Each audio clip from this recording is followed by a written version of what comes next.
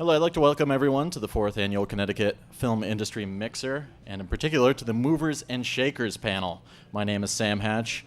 I'm film critic for the Damon Scott Show on 96.5 TIC-FM, and also co-host and co-producer of Culture Dogs on 91.3 FM on Sunday nights, if anyone wants to listen. So what I'd like to do briefly is just introduce our panel, starting with the other end of the table and then working our way up to me. So Mr. Calvo, if you'd like to introduce yourself. And Hi, I'm a Connecticut filmmaker, and about 2 years ago I shot my first feature here in the state. It's called The Other Side of the Tracks, and that film won a few regional awards, and I'm in the process of shooting another film this October, an adaptation of Snow White. So, thanks. Hi, my name is Mark Lipsky. I started out as a very conservative accountant with a number of clients who were in the entertainment field. I was a business manager. I ended up representing much of the people on Saturday Night Live, including Eddie Murphy. After being Eddie's business manager for 5 years, he asked me to leave the firm and be his manager and producer. I had no idea what I was getting myself in for. And 10 years later, after an incredible roller coaster ride, I'm producing movies independently. The movies I did produce with Eddie included Coming to America, Another 48 Hours, Beverly Hills Cop 3, Boomerang, Harlem Nights, Nutty Professor. I guess there were some others. I've since produced some independent movies called Tony and Tina's Wedding and a movie called Goosed. And right now, my company, who's on first, is involved in putting together financing for a number of independent films. You can hear me? Yeah. Tony Romano, I'm the president of Clearlight Digital Studios. Currently, we're putting together a studio in Bridgeport, Connecticut, which is about 80,000 square feet, sitting right on the harbor. We hope to have it ready in about 14 months. However, we are working closely with my friends at Palace Digital Studios.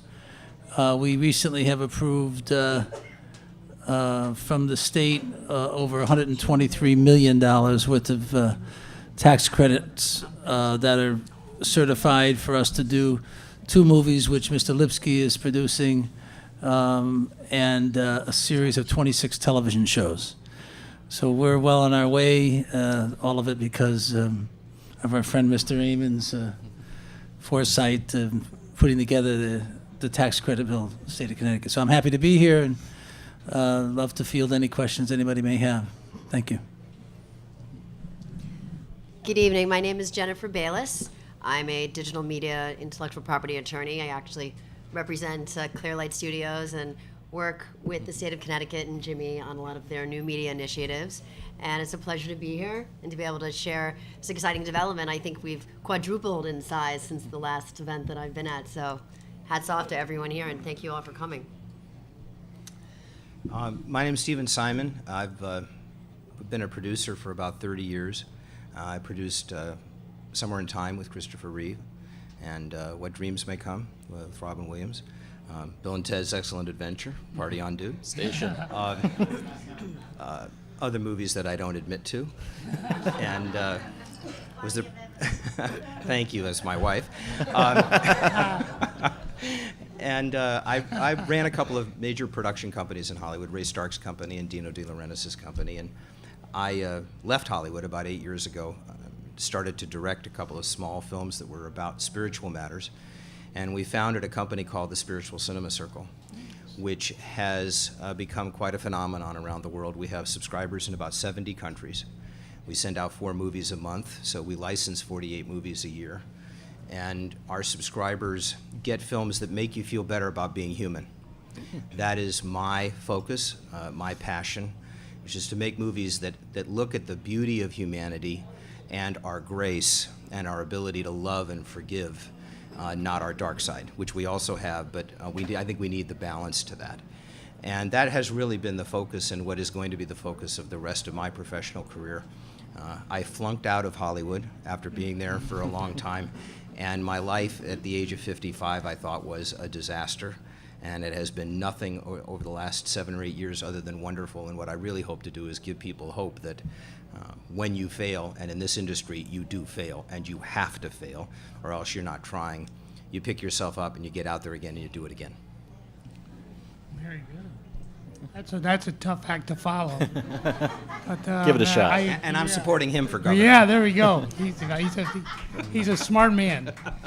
It's a pleasure to be here. My name is Jim Amon. I'm the former Speaker of the House. I guess been labeled as the architect of Hollywood East.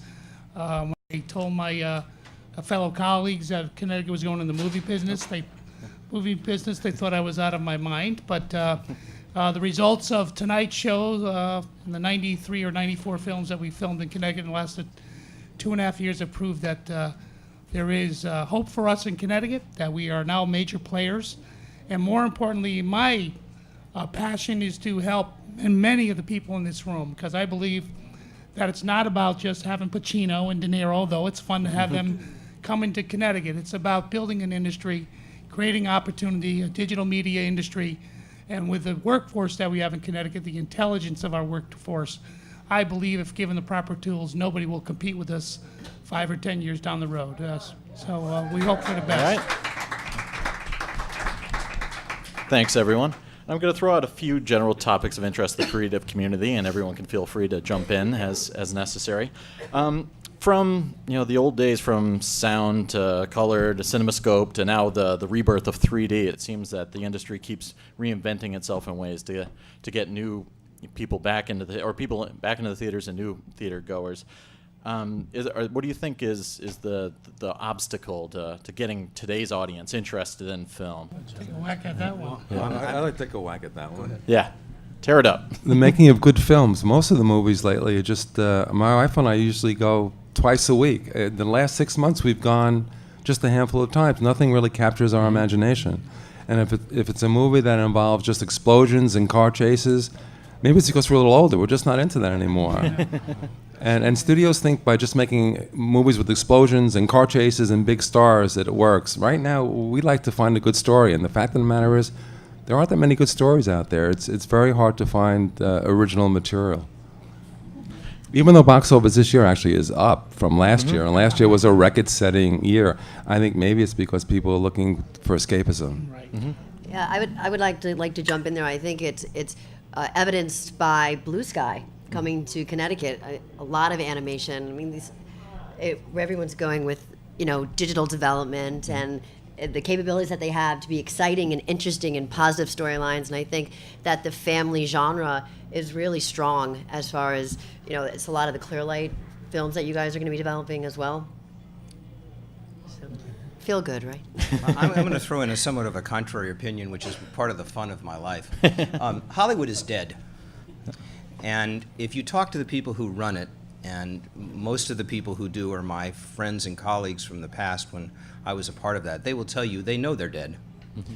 It is a wash in red ink. The fact that films are grossing a lot of money is really irrelevant because they're costing so much more money.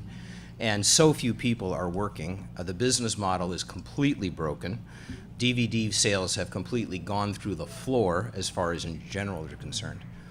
And not that there won't be movies like Star Trek and things like that, and Pixar.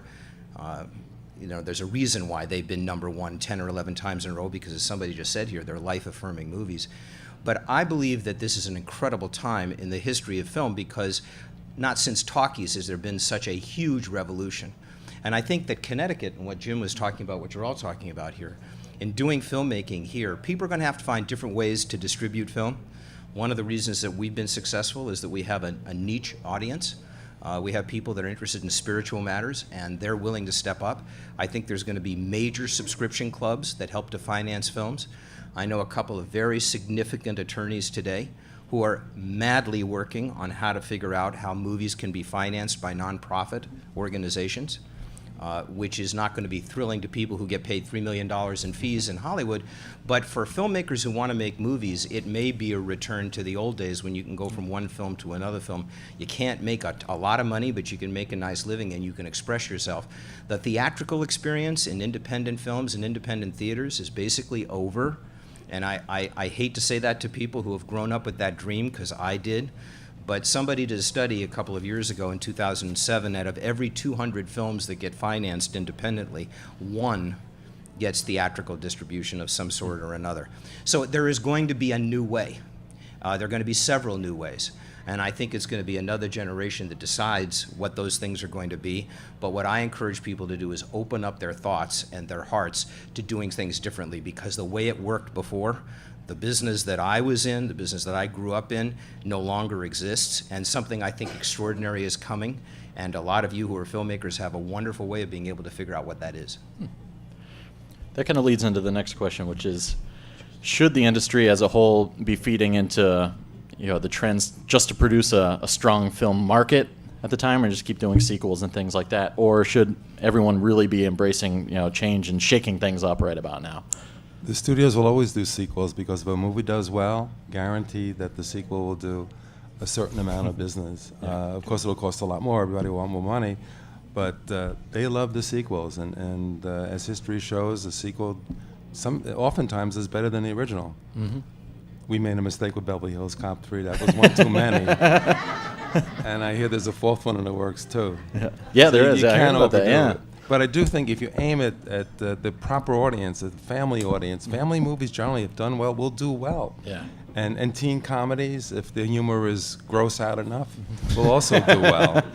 So And trends Howard does do, well yeah. too, although Howard is something I've never really enjoyed. You know, it is called show business. It's not called show art. And they will continue to do movies that they think make money, and that's what they're going to do. And people, that's why so many people, I can't remember the last time I read what the statistics were, but between now and 5 years ago, I think the industry is selling about 300 million less tickets a year. And a lot of that gets lost in the reporting of things and the grosses of things. But if you really take a look behind the numbers, they're going to do whatever they can do that they think is going to make money. And we live in a democracy, and that's okay, except people who want to express things in a rather beautiful way and have personal stories, human stories. How many times have you seen a movie that you said, God, on DVD, I never heard of that when it was in the theaters, you know, whatever it might be. We have to think of another way of defining success, too, because Hollywood, it is just simply about money. If you made a movie that made money, you're a genius. If you made a movie that people loved, a lot of people loved, but it didn't make money, you don't know what you're doing.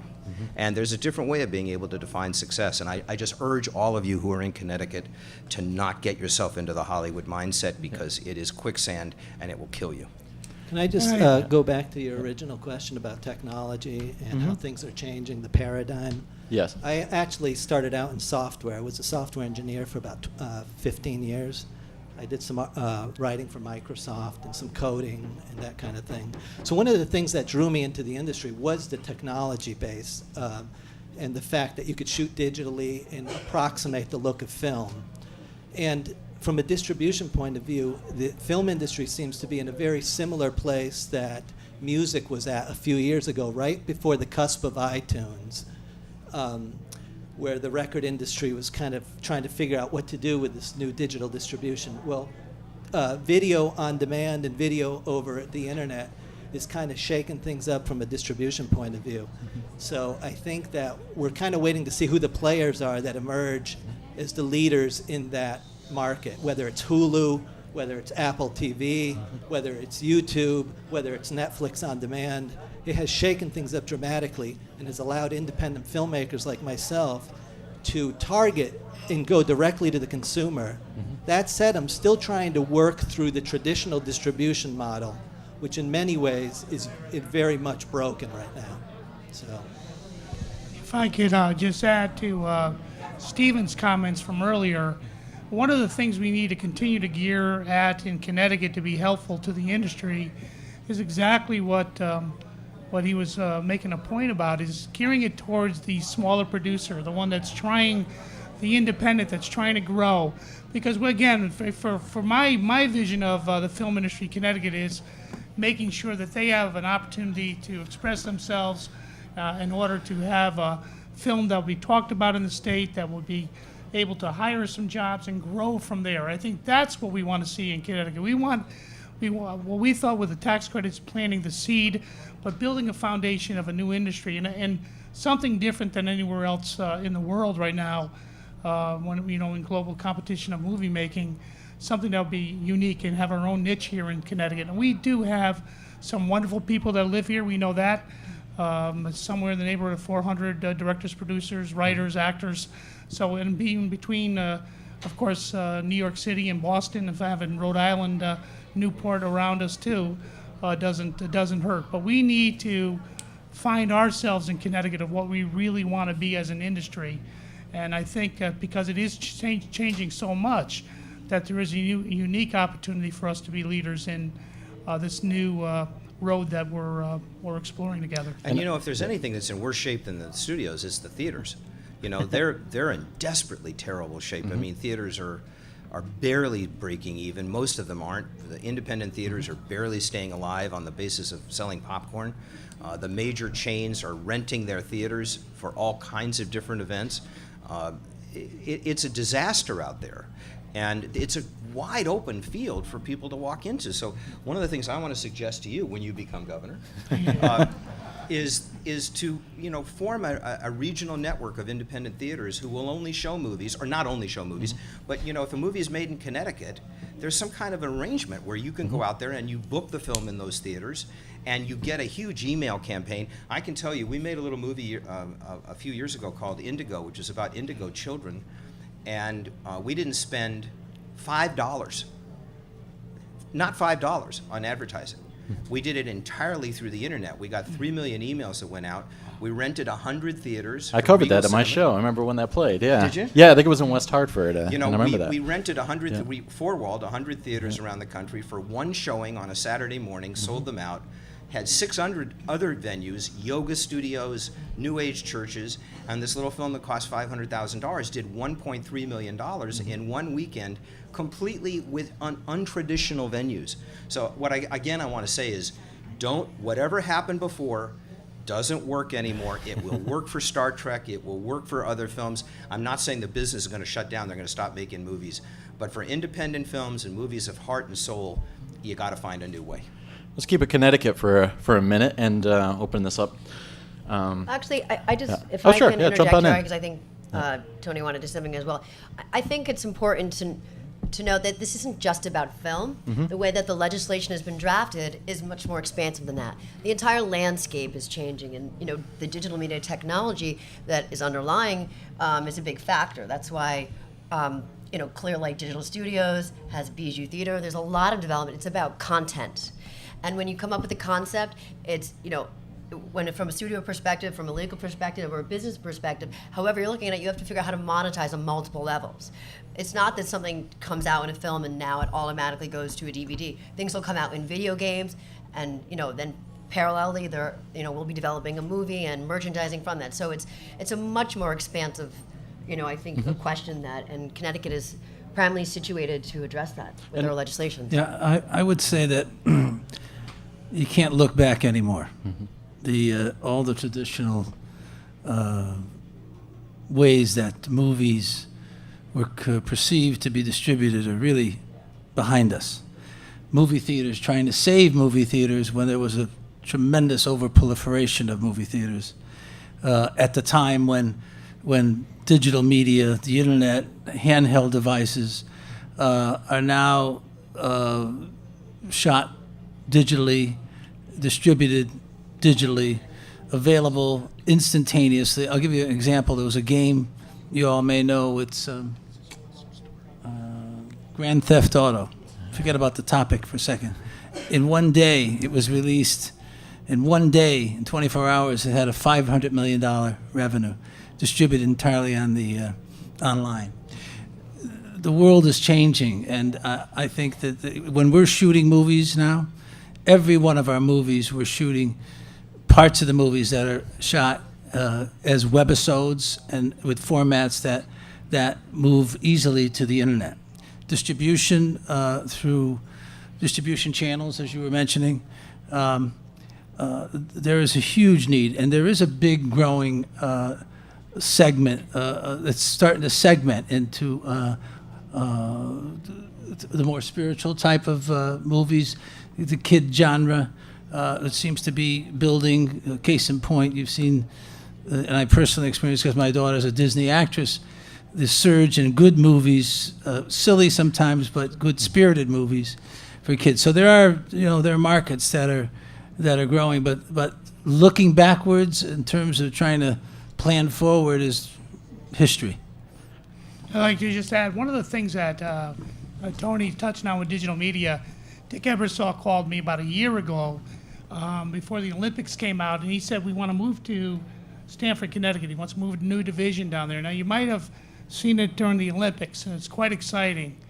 And he said, nobody will have this. Connecticut was the first, and we should be proud of it. When his studio when he came to Stamford, you might have seen the advertisement of a young Asian man walking down the street, and he was watching the Olympics. He was watching a soccer game, and you see him. He shook his head and played with his BlackBerry, and then went on to tennis. He said no, and went to swimming. What was great about that, again in digital media, it allowed that person to watch whatever he wanted or she wanted to watch. Quite amazing. That was the first time ever that the total control of the Olympics was in your hands of what you wanted to watch at the time it was playing. And I think that's really going to be a lot of the future we're going to see.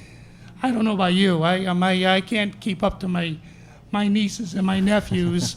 And my 4-year-old niece just blows me away. It's quite amazing and how quick things are changing. And the faster we can grasp it and understand it, the more success we'll have here in Connecticut. Speaking of digital media, is the YouTube revolution, is that going to make it harder to find the talent, or is it just going to be a glut of content? Does everyone think that that's going to be a really prolific, fertile ground for future talent in the film industry? Can I jump in on that one? One of the things I find with having made a feature and having it clips of it available on the internet, having a Facebook presence, having a MySpace presence, is that even though you can put content up on the internet, people don't know about it. So it still takes a tremendous amount of money to get people to your content. So you can have the best movie in the world. You might have developed it using new technologies to save money. You could put it up on the internet, and you still, it doesn't matter. Unless it goes viral or something like well, that, which isn't going to happen unless... I wonder about the viral thing altogether. If it's very produced, rare that something goes viral. Yeah. And if it does, it's because the media has picked up on it. So you're still getting traditional media coverage, that's covering the stuff and putting links to your website, which is propagating hits to it. But so it still takes a tremendous amount of money to market things. That will never change, it seems. I don't think that'll change. Well, I think it's also too rolling out your content on, like I said before, on multiple platforms. So I started my own practice a year ago, but the firm I was previously at was a boutique entertainment law and digital media firm, and our clients were MySpace, YouTube, BitTorrent, Rhapsody, iMeme, Last.fm. So I was right there in the trenches structuring those deals. And what's happening is now, like you said, in the advent of the rise of all of this user-generated content, there is a gluttony of information, and that's why now content, films, destination sites have to utilize social networks and really go into where people are spending their time. And so it's a much more integrative, seamless approach to being able to monetize on whatever it is you're producing. I was just going to say that some years ago a movie came out, was, in my opinion, the worst movie ever made, The Blair Witch Project. It was, to me, it was unwatchable, but they had a tremendous campaign that was mounted on the internet, and that campaign on the internet sold the movie. I mean, the movie did over $150 million domestically. The typical studio movie costs close to $100 million to produce, and roughly $50 million to market. I do agree, the studio system is completely screwed up. Big stars get $20 million, $25 million. Doesn't make any sense. They should be a participant in the profits. If the movie makes a lot of money, they should make a lot of money. But if the movie flops, they should be compensated accordingly. Yeah, I'll tell you how crazy that's gotten, because I know Mark has dealt with this, and I've dealt with it too. If you hire an actor that gets $20 million, and this is not an exaggeration, they get $20 million in salary. They also get about $3,000 a week in spending money. And you have to hire their driver and their masseur and their assistant and their trainer. They can't afford to do that out of their $20 million. And it's all, you know, the inmates are really running the asylum. That's why all of this stuff is backwards, and all it can't work. I want to say one thing about Blair Witch. My sister is a film critic, and she actually is, I think, the only Connecticut-based film critic. Her name is Susan Granger, and she's been here for 30 years. When Blair Witch was promoted to the critics and shown to the critics, they were told it was true. Yes. I remember that. They just lied flat out to the critics and said this is true. And the critics all went crazy. And once they found out, the movie was already a success. Not something that I think is really good for your karma. However, it is still a good illustration of the fact that through marketing and bio campaigns and leveraging, you know, people's social networks and going to where the audience is, that unfortunately, hopefully we can do it without lying, right? I remember a movie years ago when I was in high school that was a low-budget film that also, I think, became successful through propaganda or whatever it was the Last House on the Left. Last Just House on the keep Left. repeating to yourself, it's Last only a House- movie. It's only a movie. That's Only right. a movie. That's on the Left, and I think that was done with just a few dollars and became a huge success also. Because I think it was under the same sort of premise that it was something of a true story. To bring it home to Connecticut, what would be the strongest draw for someone looking to shoot here in Connecticut, or what is Connecticut's strongest assets at the moment in the film industry? Let me tell you a little story that just happened with us. We had a group that was down in Louisiana, and they were shooting 5 movies, back-to-back movies in Louisiana. And Louisiana has a very aggressive film tax credit. And they found out that when they got down there, because of where they were geographically, in order to get cameras and parts, and was a huge problem. To get actors to come down there, even not big name actors, was huge. They just signed the contract, a letter of agreement with us for 5 movies up here. And when we costed it out, we were about the same cost as operating down in Louisiana.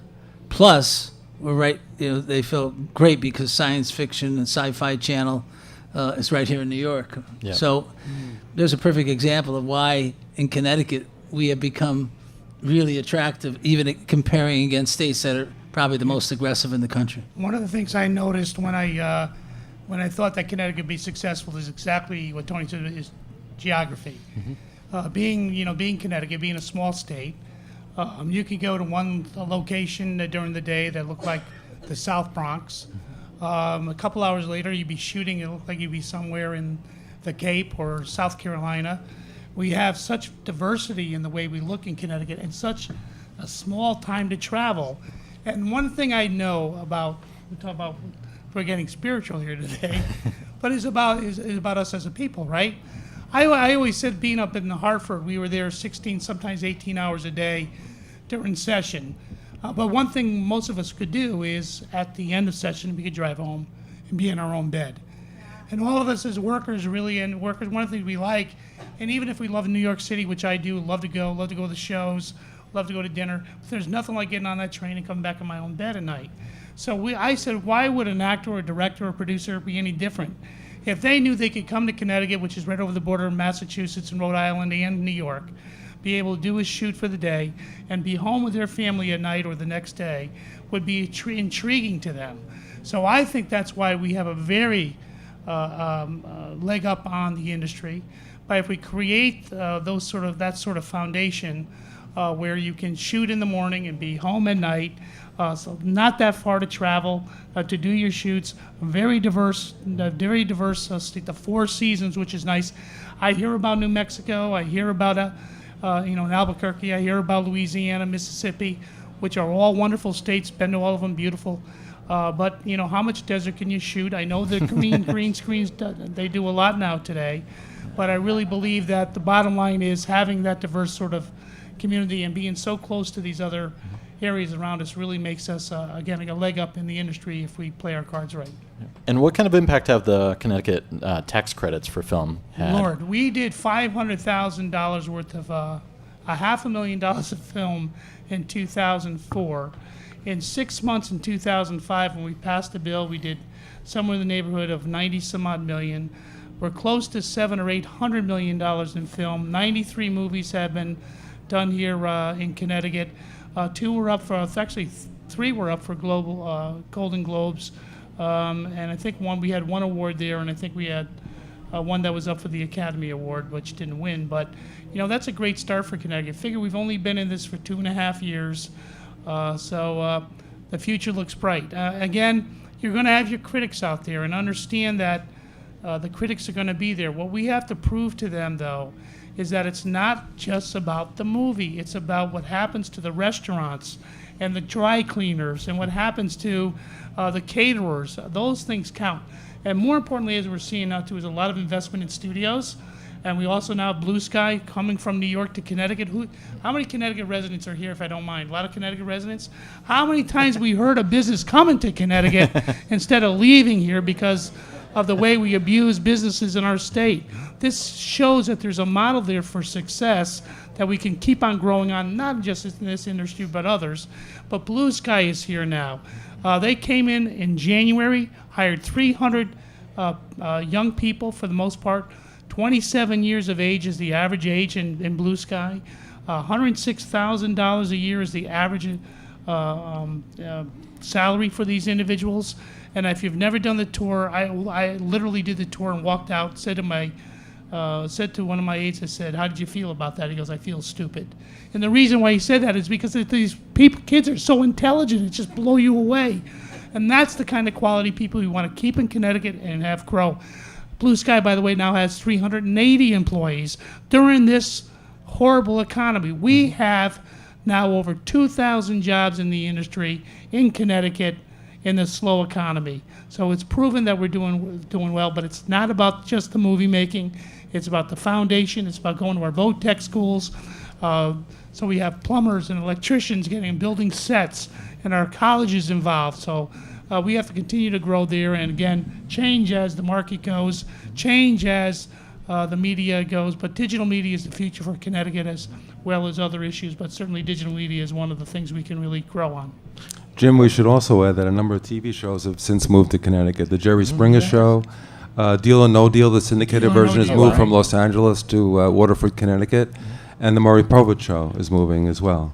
So I'll be on the Jerry Springer Show. You gonna throw a chair? I hope you'll be on. Me and Governor Rell will be on. One of the Tell all our things secrets on TV. in addition to these shows, though, we'd also like to grow the independent feature division of Connecticut. And it's important to speak to Connecticut filmmakers because, we talk about these big productions coming through, but they'll come here and they'll hire a lot of people. They'll bring a lot of crew from out of the state here. It's important to grow Connecticut filmmakers and get people like you, people like that are at this event tonight, to work on films. And that's only going to happen by supporting local Connecticut filmmakers that'll hire local people and help train them and bring them through the ranks and kind of get better and better with each and every film. So that's what it's all about. It's not about a handout to Hollywood productions that'll just chase the biggest tax credit around. It's about helping local Connecticut filmmakers.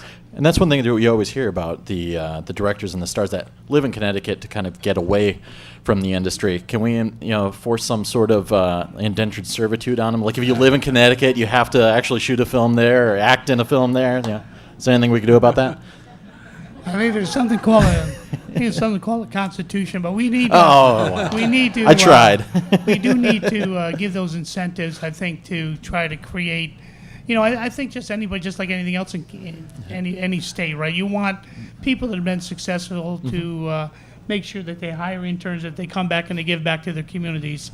And I'm hoping that, and a lot of them have. I mean, Paul Newman, come on. Oh, absolutely. I mean, we have a lot of people that have really done a great job and have given back a lot. But, it's our forgot to mention our university systems are very much connected to help us grow, too. They've been at the table with us, Southern Connecticut, Wesleyan, UConn, Yale, Quinnipiac.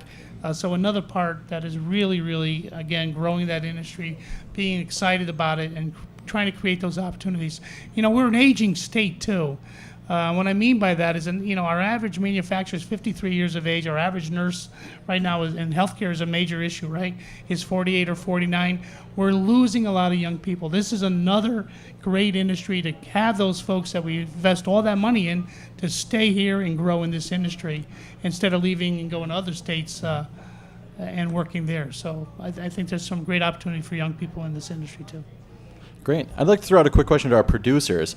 As going back to the change in the distribution and the digital media revolution, is the typical hierarchy of staff and crew on a film, is that going to change? Is the role of the producer going to change? Is it just going to be like a mishmash of everybody doing a bit of everything and then just trying to throw money at the marketing firm afterwards? Or? No, I think traditionally, and it will continue to be the role of the producer to raise the financing, which is the most difficult thing to accomplish.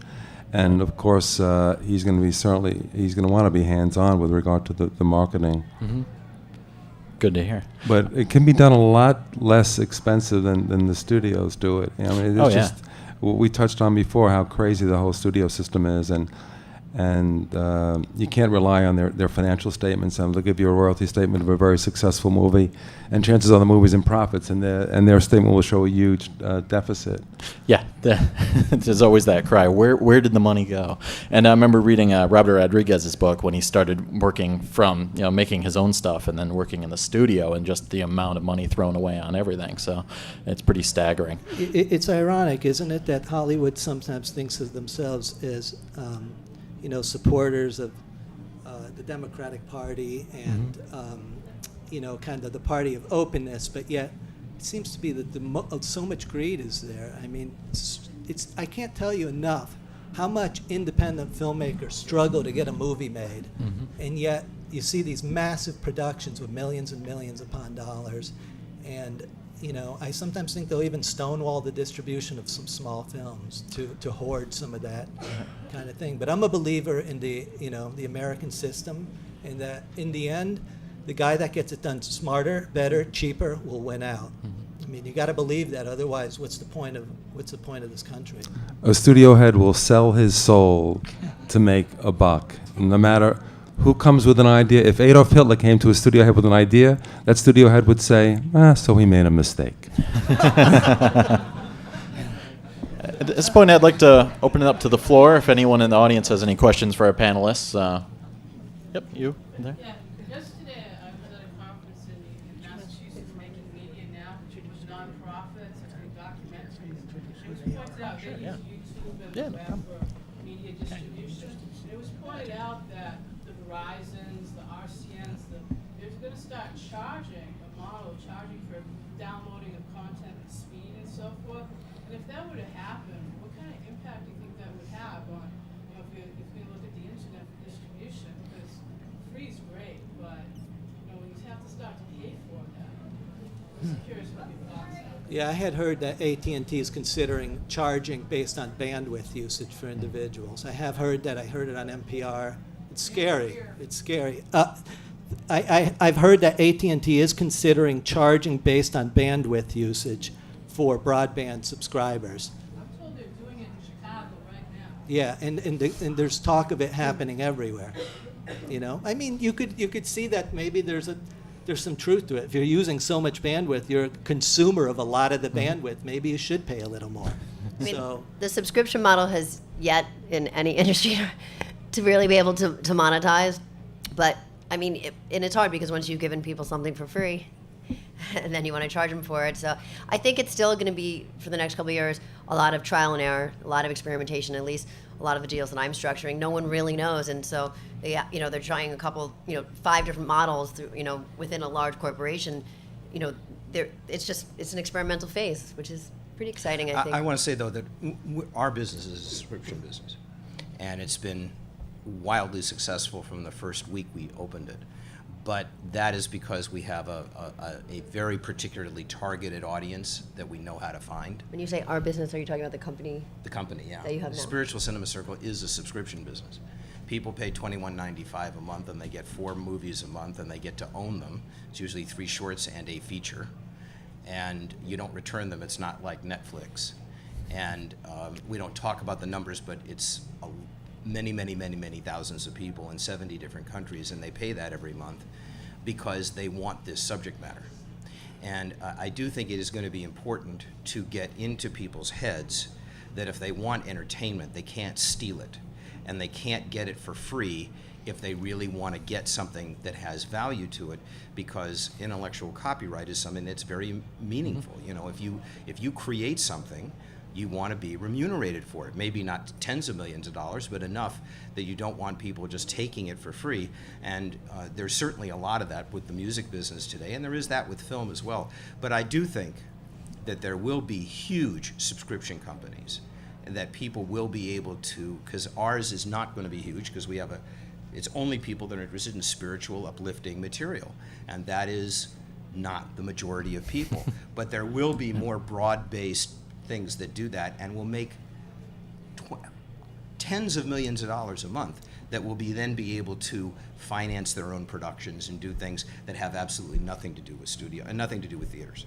The good thing is when people, I mean, that's great to hear that. I mean, that's a real testament to the content that you guys are producing. But I think when we can finally ingrain the subscription model, and I think it will drive the quality of content, and it'll raise the bar. So, that's a really good thing. And congratulations on your company. That's great. Thank you. It's a lot of fun. Yes, in the back. Yeah, I don't want to take this out of context, but I listened to George Lucas about a year ago, and he said besides good scripts are important for films, his whole idea was let's switch out of using actual film, distributing film, and let's go to digital, because first of all, the movie theaters are complaining to rent the actual physical film, to produce the film, to manufacture. It's just a huge expense to the movie industry. His whole thing is take that away, have to put everything on digital. We could beam it down from the satellite to the movie theaters. The idea is let's try to take at least one expense that the movie industry has. It's a huge expense to produce the film, to distribute it, get rid of it, and perhaps that'll be a boost to the industry. And I thought he has been doing that probably past, I guess, 5 or 6 years. He's been shooting in digital format. There's no question they want to do this. The problem that they have is that, who's going to pay for the conversion, which has been the biggest argument they've had. Is it going to be the studios or is it going to be the exhibitors? And the studios are terrified that signal is going to be stolen and that it's not going to just go into theaters, that, that the hackers are a lot smarter than they are. And Mark, who I know deals with this a lot more than I do nowadays, because I haven't done this in a few years since I left Hollywood, but you really have not ever met a paranoid person until you have met a studio head. And they really do have the theory. What was that Will Smith movie? It's not paranoia if they're really after you. Oh yeah, I go to screenings every week, and they pat you down. They post out the rubber gloves. Yeah, they're worried. So. There was some address genius critic for the New York Post. I forget his name. You guys will probably remember who he was. A few weeks ago, that got fired because he bragged in his review that he pirated a copy of Wolverine off and he the liked internet. it. I think he liked it too. Yeah. Yeah, and he said, I got this off the internet because I didn't want to wait to see it in the theater. And he said you should do likewise, and then out the door. Any other questions? And when you get fired for being immoral by Rupert Murdoch, Wow. That says a lot. Yep. Yes, sir. Yeah. I grew up in the Canadian film industry and then moved to Connecticut for a number of years. They used to work on a point system. I don't know how it's financed exactly now. They work on a point system, which is an incentive system for the producers to get the bonuses that they want in terms of tax credits. In developing your model and trying to build an infrastructure in the state of Connecticut, couldn't you tie production assistants and basic core people to the incentive in terms of percentages of what they get, so there'd be a carrot and sort of a kick in the pants to get people to hire? I'm at fault too. I mean, I live close to the New York border, and I've hired production assistants from New York. But if I had a match lit under me, I might have hired people from Connecticut. There's not that kind of. Well, actually, Connecticut's doing that right now. There's a training program going on this summer at Quinnipiac University. It's sponsored by the state. And if you hire those people, the state actually pays them $50 a day and pays your production $50 a day for using them. So we're kind of doing that, and I think it's fantastic. Yeah, to answer your question, we knew that we needed to make sure we build an industry in the state, and we found out we only had one crew in Connecticut. So we did have to, in 2006, we did use a lot of New York crew with our Teamsters and others to try to help and come to Connecticut and start to build that up. In 2007 is the piece of legislation we put in that would allow that crew base to grow in Connecticut. So if you use a Connecticut crew now, you will get a tax break for that. You'll get an incentive for that. And again, the whole purpose is to create Connecticut jobs. And if you recall what happened, one of the most unbelievable things happened is that the New York legislature and in Michigan, both those legislators pointed to Connecticut as the model to follow. And in 2008, 65% of the business that we did in Connecticut, we took from New York. So we were being extremely competitive. So what we need to build is, again, build up the crew base. And the only way you do that is by giving any movie makers here in the state that incentive to make sure they hire a Connecticut crew. And Jimmy, I think there's a longer term goal too. I mean, Connecticut's a very nice place to live. I mean, what we're trying to do here is stop the youth flight, like you mentioned before.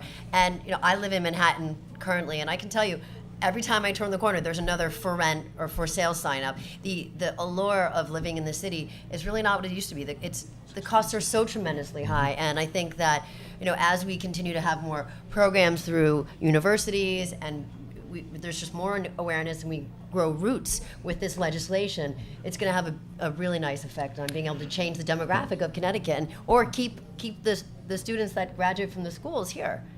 And I think you'll also see as time goes, you'll see even the smaller, we geared a lot of it in 2005 to attract the big names just to get the attention. If you notice what we've been doing though, is that we're trying to make sure that the small independent guy's gonna have the same leg up to get involved and be able to afford it, doing film. And the only way, right now I know we're at one threshold. I think pretty soon you're gonna see anything below $2 million is going to be with us, something that they're going to be concentrating on for that new film producer that's just trying to get his feet wet. Unfortunately, we have to wrap up, but I'd like to thank everyone for coming to the panel. And a round of applause for our panelists, please.